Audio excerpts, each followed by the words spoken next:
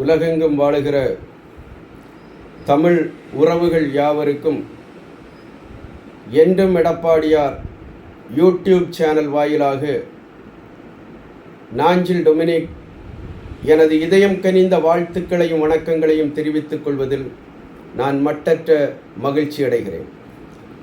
அருமைக்குரியவர்களே, இன்றைக்கு நாம் பேச இருக்கிற தலைப்பு என்னன்னா, ரத்தாகுமா நீட்டு தேர்வு என்கிற தலைப்பிலேயே நாம் இன்றைக்கு பேச இருக்கிறோம். அருமைக்குரியவர்களே, நீட்டு தேர்வு என்கிற அரக்கன் தமிழ்நாட்டில் மட்டுமல்லாமல் இந்திய தேசத்துக்குள்ளே எவ்வாறு நுழைந்தான் என்பது குறித்து நாம் ஆலோசிக்கிற போது 2010ஆம் ஆண்டு இந்திய தேசத்தை திராவிட முன்னேற்றக் கழகத்தினுடைய ஆதரவோடு காங்கிரஸ் பேரியக்கம் ஆட்சி செய்த காலம்.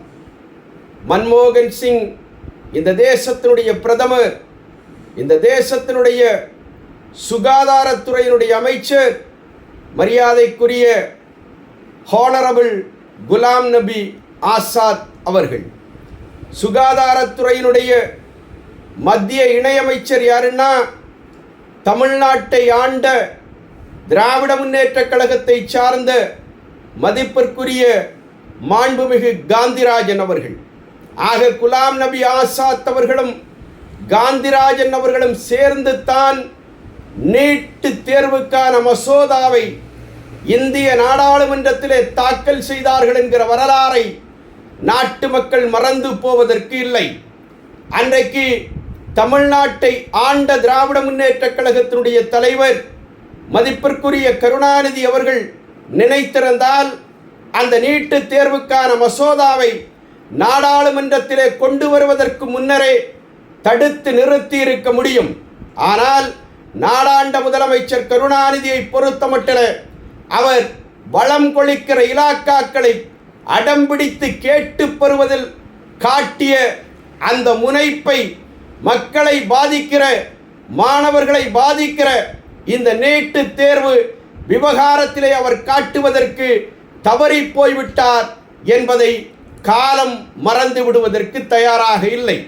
அருமைக்குரியவர்களே, இவ்வாறாகத்தான் நீட்டு தேர்வு என்கிற இந்த மசோதா காங்கிரஸ் பேரியக்க நடத்திய அந்த அரசாங்கத்தில் மத்தியில் திராவிட முன்னேற்றக் கழகம் அங்கம் வகித்த நேரத்திலே தான் கொண்டு வரப்பட்டது என்பதை நாட்டு மக்கள் மறந்துவிடக்கூடாது. ஆக இன்றைக்கு கேட்கிறார்கள், என்ன கேட்கிறார்கள்னா, 2016ஆம் ஆண்டு முதல் புரட்சி தமிழர் எடப்பாடியார் அவர்கள் தானே நாடாளுகிற முதலமைச்சராக இருந்தார். நீங்கள் நினைத்திருந்தால் நீட்டு தேர்வை தமிழ்நாட்டு மாணவர்களுக்கு இம்ப்ளிமெண்ட் செய்வதிலே இருந்து விலக்கு அளித்திருக்கலாமே என்பது போன்ற ஒரு கற்பனையான கேள்வியை இன்றைக்கு அரசியல் களத்திலே எழுப்புகிறார்கள். நான் அவ்வாறு எழுப்புகிறவர்களுக்கு நான் பணிவோடு தெரிவித்துக் கொள்ள விரும்புகிறேன்.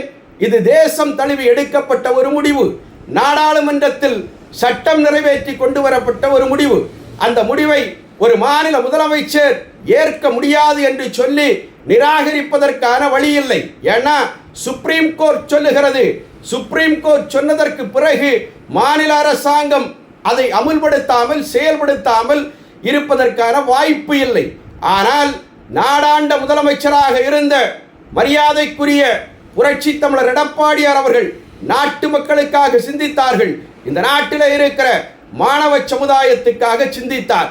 அப்படி சிந்தித்தவர் அவர் கொண்டு வந்த அற்புதமான திட்டம் தான் என்னன்னா, அவருடைய ஆட்சி காலத்தில் அவர் சொன்னார், 7.5% அரசு பள்ளிகளிலே பயின்ற தமிழ்நாட்டை சார்ந்த மாணவர்களுக்கு 7.5% உள்ஒதுக்கீடு நீட்டு தேர்விலே வழங்கப்படும் என்கிற அந்த அற்புதமான அறிவிப்பை தமிழ்நாட்டில் அறிவித்த முதலமைச்சர், நாடாண்ட முதலமைச்சர் புரட்சி தமிழர், எழுச்சி தமிழர் அண்ணன் எடப்பாடியார் என்பதை நாடும் வரலாறும் மறந்துவிடக்கூடாது. அந்த முதலமைச்சர் தான் அருமைக்குரியவர்களே மத்தியை ஆண்ட பாஜக ஆட்சியிலே அங்கமகிக்கவில்லை. அவர்களுக்கு ஆதரவாக இங்கே செயல்பட்ட நேரத்திலே தமிழ்நாட்டில் மத்திய அரசாங்கத்தை பயன்படுத்தி 11 மருத்துவக் கல்லூரிகளை கொண்டு வந்து சேர்த்த பெருமை புரட்சி தமிழர் எடப்பாடியாருக்கு உண்டு என்பதையும் நாட்டு மக்கள் மறந்துவிடக் கூடாது.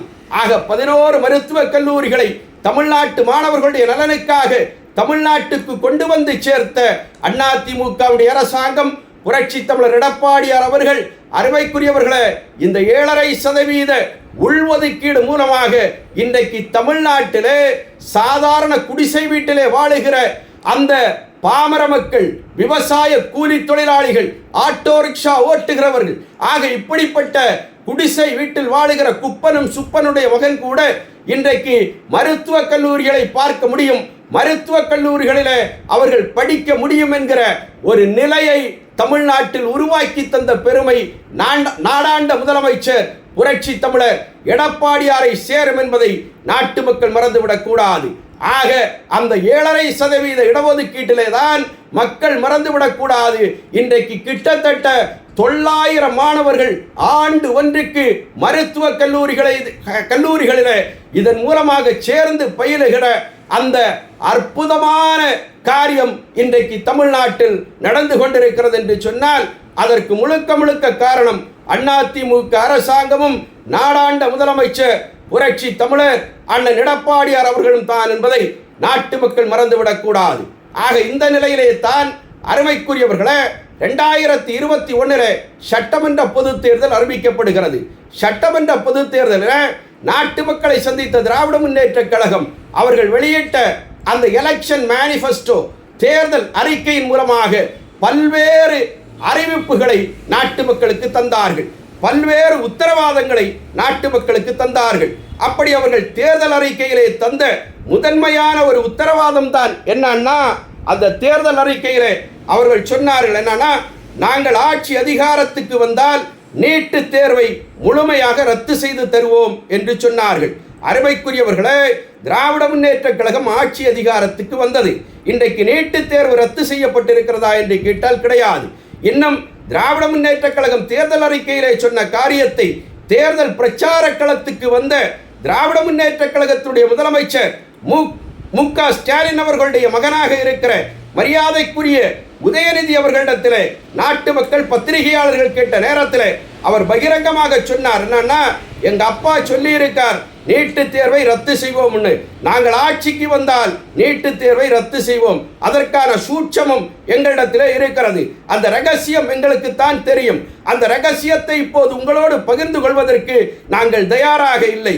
soon after coming to power we will implement it, நாங்கள் அதை செயல்படுத்துவோம் என்று சொன்ன அந்த உதயநிதி ஸ்டாலின் அவர்கள் இன்றைக்கு தமிழ்நாட்டினுடைய துணை முதலமைச்சராக பொறுப்பில் இருக்கிறார். நான் கேட்கிறேன் அருமைக்குரியவர்களே, உங்களுக்கு நாட்டு மக்கள் தந்த அந்த கால அவகாசம், ஆட்சிக்கான கால அவகாசம் முடிவதற்கு இன்னும் கிட்டத்தட்ட 10 மாதங்களே இருக்கிறது. இந்த 10 மாத காலத்தில் நான் கேட்கிறேன், இன்றைக்கு நீட்டு தேர்வு ரத்து செய்யப்பட்டிருக்கிறதா? கிடையாது.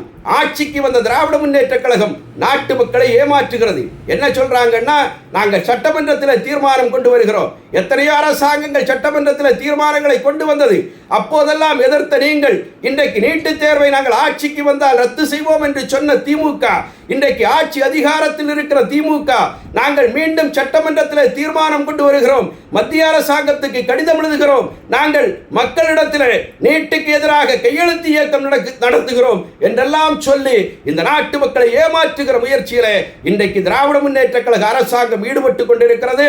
அருமைக்குரியவர்களே, கடந்த நேற்றைக்கு முன்தினம் சட்டமன்றத்தில் ஒரு கூட்டத்தை கூட்டினார்கள். என்னன்னா, சட்டமன்ற கட்சி தலைவர்களுடைய கூட்டம். அந்த சட்டமன்ற கட்சி தலைவர்களுடைய கூட்டத்தில் நாங்கள் நீட்டுக்கு எதிராக தீர்மானம் போட போகிறோம், அந்த தீர்மானத்தை மத்திய அரசாங்கத்துக்கு அனுப்ப போகிறோம் என்று சொல்லி ஒரு நாடகத்தை நாடாளுகிற முதலமைச்சர் M.K. ஸ்டாலின் நடத்துகிறார். அருமைக்குரியவர்களே, அந்த கூட்டத்தை தமிழ்நாட்டிலிருந்து எதிர்கட்சி தலைவர் புரட்சி தமிழர் எடப்பாடியார் புறக்கணித்தார். பாரதிய ஜனதா கட்சியும் அதை புறக்கணித்தது. புரட்சி தமிழர் என்ன சொன்னார்னா, இது முழுக்க முழுக்க ஒரு நாடகம், இந்த நாடகத்துக்கு அதிமுக சோரம் போகாது, இதிலே எங்களுக்கு உடன்பாடு கிடையாது, ஆகையினாலே இந்த நாடக மேடையிலே நான் தோன்றுவதற்கு, அந்த கூட்டத்திலே கலந்து கொள்வதற்கு நான் தயாராக இல்லை என்று சொல்லி அந்த நீட்டுக்காக நடத்தப்பட்ட அந்த அனைத்து கட்சி சட்டமன்ற தலைவர்கள் கூட்டத்தை புறக்கணித்த பெருமை அதிமுகவுக்கு உண்டு. அருமைக்குரியவர்களே, 2026 சட்டமன்ற தேர்தல் களம் நெருங்குகிறது. நாட்டு மக்களை மீண்டும் இவர்களுக்கு ஏமாற்ற வேண்டும். ஆக ஏமாற்றுவதற்காக மீண்டும் இது போன்ற நாடகங்களை திமுக அரங்கேற்றிக் கொண்டிருக்கிறது என்பதை நாடு மறந்துவிடக் கூடாது. அண்ணா திராவிட முன்னேற்ற கழகம் மிக தெளிவாக சொல்லுகிறது, நாங்கள் ஆட்சி அதிகாரத்துக்கு வருகிற போது நீட்டு தேர்வை முழுமையாக ரத்து செய்வதற்கான நடவடிக்கைகளை அதிமுக மேற்கொள்ளும் என்கிற உத்தரவாதத்தை நாட்டு மக்களுக்கு அதிமுக தந்து கொண்டிருக்கிறது. புரட்சி தமிழர் அண்ணன் எடப்பாடியார் தந்து கொண்டிருக்கிறார்கள். ஆக 2026 இந்த விடியாத அரசாங்கத்துக்கு நாட்டு மக்கள் விடை கொடுங்கள். புரட்சி தமிழர், எழுச்சி தமிழர் அண்ணன் எடப்பாடியார் தலைமையிலே ஒரு மகத்தான அரசாங்கம், புரட்சி தலைவி அம்மா அவர்களுடைய அரசாங்கம், புரட்சி தலைவர் எம்ஜிஆர் அரசாங்கத்தை இந்த நாட்டிலே நாட்டு மக்கள் அமைத்து தருகிற நேரத்திலே புரட்சி தமிழர் அண்ணன் எடப்பாடியார் அவர்கள் நாட்டு மக்களுக்கு தமிழ்நாட்டில் இருக்கிற மாணவர்களை வாழ வைப்பதற்காக 7.5% உள்ஒதுக்கீடை கொண்டு வந்தது போல இன்னும் அற்புதமாக சிந்தித்து ஆக்கப்பூர்வமான அறிவிப்புகளை இதற்காக செய்து தருவார் என்பதை சொல்லி இந்த அரசாங்கம் வருவதற்கு நாட்டு மக்கள் ஒத்துழைப்பு தாருங்கள். புரட்சி தமிழர் எடப்பாடியார் தான் தமிழ்நாட்டுக்கு விடியலை தரப்போகிற தலைவர் என்பதை சொல்லி நாளை நமதே, நாளும் நமதே, நாடும் நமதே, வெற்றி நமதே. அண்ணா நாமம் வாழ்க, புரட்சி தலைவர் நாமம் வாழ்க. நான் வணங்குகிற தெய்வம் புரட்சி தலைவி அம்மா புகழ் ஓங்குக. வாழ்க அண்ணன் எடப்பாடியார் புகழ். நன்றி, வணக்கம்.